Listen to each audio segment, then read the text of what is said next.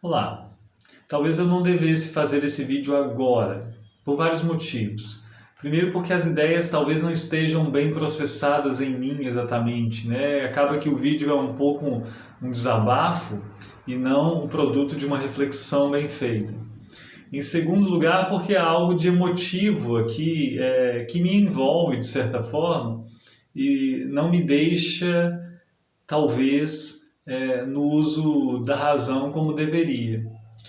E ainda por um motivo mais trivial, eu estou falando um pouco mais embolado do que o normal, porque ontem, brincando com a minha filha menor, ela me deu uma cabeçada de baixo para cima e eu mordi a língua num lugar bem incômodo, assim, né? Porque ele fica ali machucado, passando num dente molar quando eu falo, bem na lateral, assim, é terrível. Mas eu talvez queira justamente fazer esse vídeo porque eu quero, de alguma forma, compartilhar e desabafar um pouquinho, né?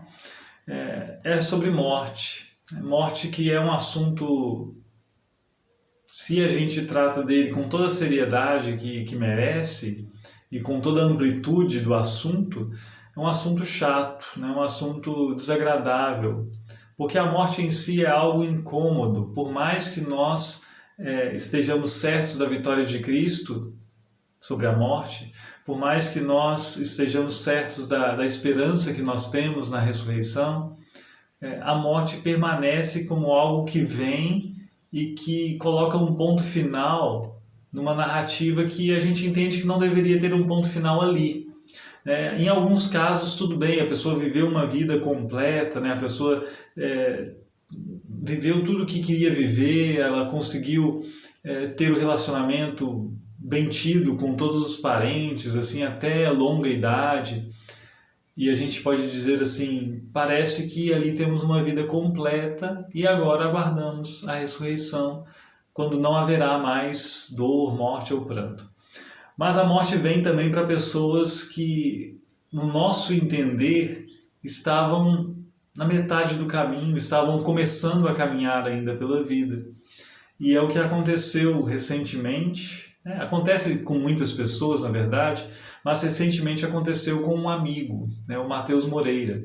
Eu poderia dizer que era um amigo da internet, que eu só conheço à distância, mas isso não faz tanta diferença assim, me parece.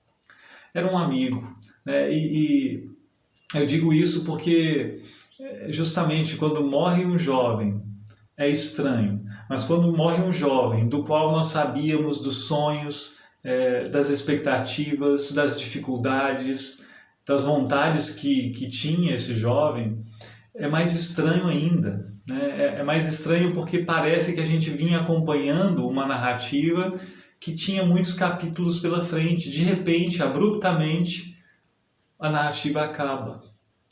E o protagonista, que era o tal jovem, ele não sabia que ela ia acabar tão rápido.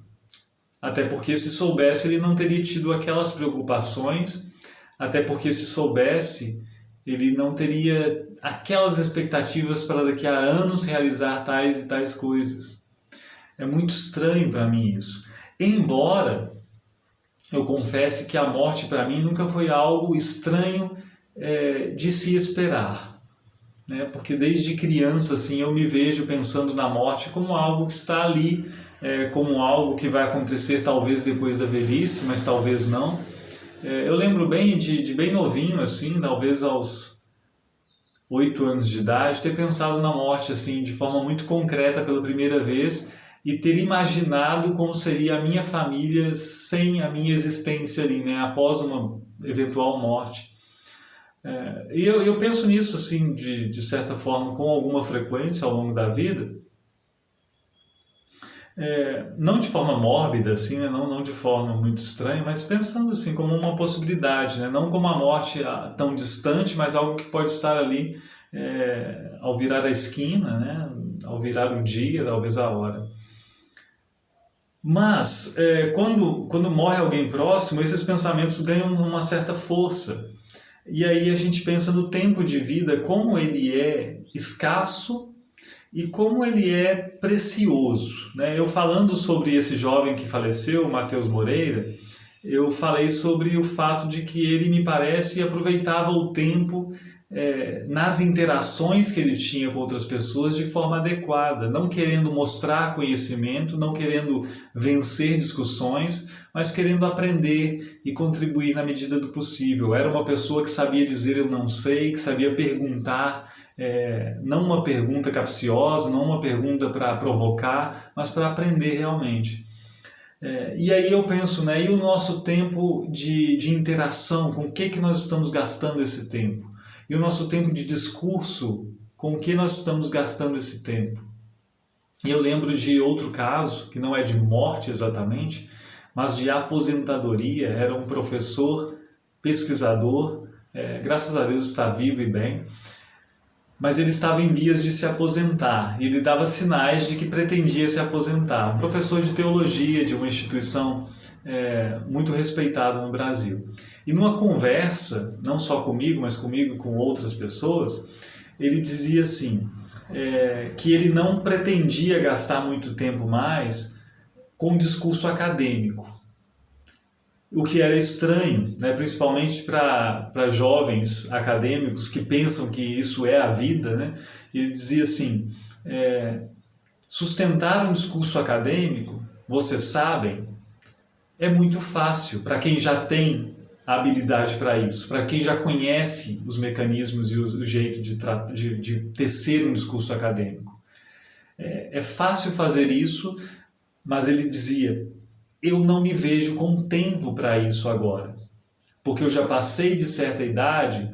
E ele dizia, vocês têm tempo para isso, vocês têm tempo útil para sustentar um discurso acadêmico e para se preocuparem com isso.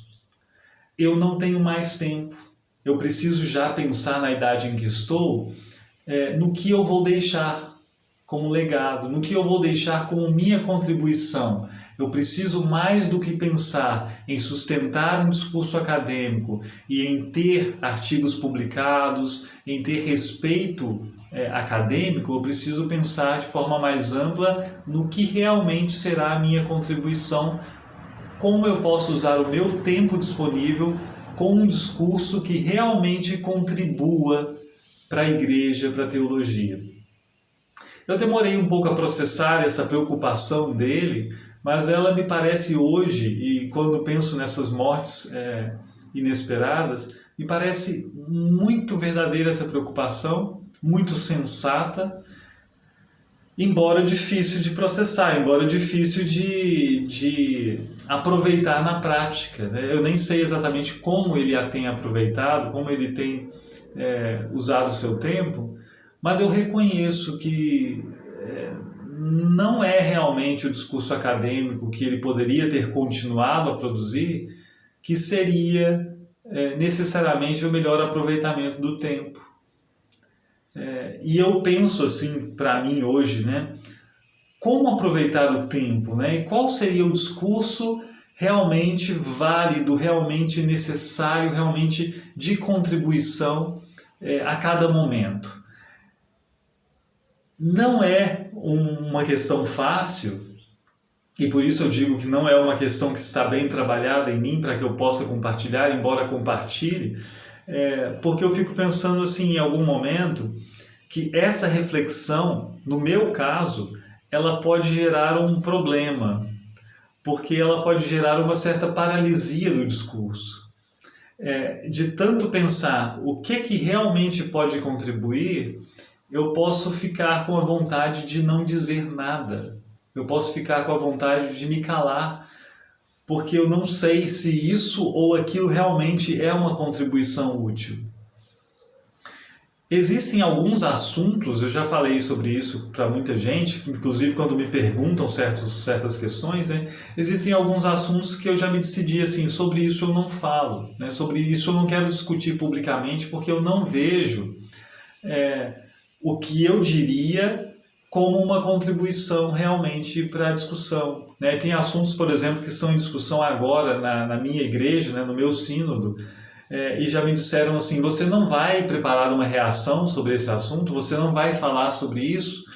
E eu digo assim, não, porque eu não entendo que eu entrar nessa discussão publicamente agora seja uma contribuição para o sínodo, seja uma contribuição para a igreja. E se eu entendo que não seria uma contribuição, eu prefiro me calar. O problema é quando eu começo a pensar nisso de forma mais séria e começo a pensar, olha, talvez qual seria o assunto em que eu poderia contribuir, né? Então eu sei assim, eu tenho uma questão que eu posso contribuir, né, um modo de contribuir, que é simplesmente tentar fazer ecoar a palavra, porque isso eu percebo que há uma contribuição não como algo que fica propriamente meu, mas há uma contribuição para a vida diária das pessoas. É algo que está por um tempo aqui, né? Eu sou um elo dessa corrente que precisa falar a palavra, fazer a palavra ecoar e chegar aos ouvidos das pessoas que hoje estão vivas. Essas pessoas também vão morrer, como eu vou morrer, e esse meu discurso, que não é meu, ele vai se perder no tempo também. E ele ganha vida na voz de outras pessoas, em outra geração, para que aqueles vivos daquele tempo escutem e vivam, né? Mas assim, pensar algo além disso, ou seja, algo além desse serviço estritamente pastoral, às vezes eu tenho certa dificuldade de pensar, né, o que dizer, né, o que pensar, o que trabalhar um pouco mais profundamente para comunicar. Se o tempo é escasso, né, se a vida é muito mais breve do que os nossos interesses, se essa vida aqui é muito mais breve que os nossos interesses. Eu não sei, eu não cheguei aos 60 anos como aquele professor sábio, mas eu cheguei aos 40 e descobri, desde a infância, que a morte não é algo que está décadas à frente, mas está pendendo em suspense ao longo de toda a vida. Por isso eu não quero desperdiçar discurso, não quero dizer coisas desnecessárias, mas também, esse é o problema, não quero ficar paralisado por causa dessa reflexão e não dizer nada, né? Eis um dilema, né, para o qual eu não tenho uma solução, mas que é um dilema que precisa ser trabalhado. Uma coisa eu sei, né, quando eu penso nessa brevidade do nosso tempo, é que eu acho que vale a pena aproveitar os nossos relacionamentos e valorizar os nossos relacionamentos. Desfazer chatices. Eu nem digo rancor, mas desfazer chatices, também rancor, desfazer obstáculos que há entre nós e vivenciar a oportunidade do relacionamento com pessoas próximas e com pessoas não tão próximas. Que seja para tomar uma cabeçada da minha filha e ter a língua machucada hoje, mas esse tempo foi precioso, né? Esse tempo da brincadeira foi precioso. E é um tempo bem aproveitado. E aí eu volto a lembrar, né, do Mateus, falecido recentemente, e lembro que ele dizia assim, cada vez que eu postava, alguma vez que eu fui a alguma cidade histórica, né, eu lembro quando eu postei sobre fotos dos profetas de Aleijadinho lá em Congonhas, quando eu postava alguma coisa de Tiradentes, e ele vira e mexe e dizia, né, assim, eu tenho vontade de conhecer as cidades históricas de Minas. E como teria sido bom, sabe? Eu falo assim, como teria sido bom e agradável para mim se pudesse ter encontrado o Mateus numa cidade histórica de Minas, né? Se pudesse ter caminhado com ele por uma cidade histórica de Minas, conversado sobre história do Brasil com ele, né? Um professor de história tão entusiasmado com essas questões. Teria sido uma oportunidade incrível para mim e acho que teria sido bom para ele também. Nós não fizemos isso e se ele tivesse permanecido vivo por mais 5 anos, certamente nós não faríamos isso também, né? E é isso que eu queria pensar. Estou até balançando tudo aqui. É isso que eu queria pensar. Se a gente valorizasse o tempo que a gente tem, talvez fosse o caso de dizer assim, olha, era algo bom de fazer, vamos fazer isso, por mais que seja estranho, né, nós nem nos conhecemos, mas nós conversamos sobre assuntos que são semelhantes e parece algo bom, a gente poderia ter feito isso, né? Poderia marcar isso para daqui a 2 anos. Eu estou aqui mais perto, né? Só que o ponto é, nós não pensaríamos nisso. Nós não pensaríamos em como isso seria significativo. E o que faz pensar que isso seria significativo é a perda da oportunidade de isso fazer. Por isso eu acho que talvez pensar nessa perda da oportunidade pode nos fazer aproveitar algumas oportunidades, também de discurso. Sempre lembrando, que é o que talvez me tire da paralisia do não dizer, que nossas ações nunca serão exatamente boas e nós nunca teremos certeza da correção absoluta daquilo que dizemos, nunca teremos certeza da escolha, se foi exatamente perfeita a escolha, se é realmente algo bom que nós fazemos, mas nós precisamos nos lembrar, e isso eu aprendi com Bonhoeffer, que nós não caímos na paralisia da ação porque nós confiamos na graça de Deus. Embora nós não saibamos exatamente se nossa ação é perfeita, e isso vale para o discurso também, né? Bonhoeffer fala da ação, eu estou falando do discurso. Embora não saibamos se nossa ação, se nosso discurso é perfeito, necessário, realmente aquele discurso que ocupa bem o tempo, nós agimos ainda assim, nós continuamos falando ainda assim, confiando na graça de Deus e colocando sob a graça de Deus a nossa vida inteira, seja ela de 20 e poucos anos, seja ela de 60, de 80. É isso, né? Não sei se vai fazer algum sentido, mas eu peço a Deus que abençoe a vida da família do Matheus Moreira, falecido no dia 4, conforte os corações. Eu peço a Deus a oportunidade de me reencontrar com o Matheus após a morte.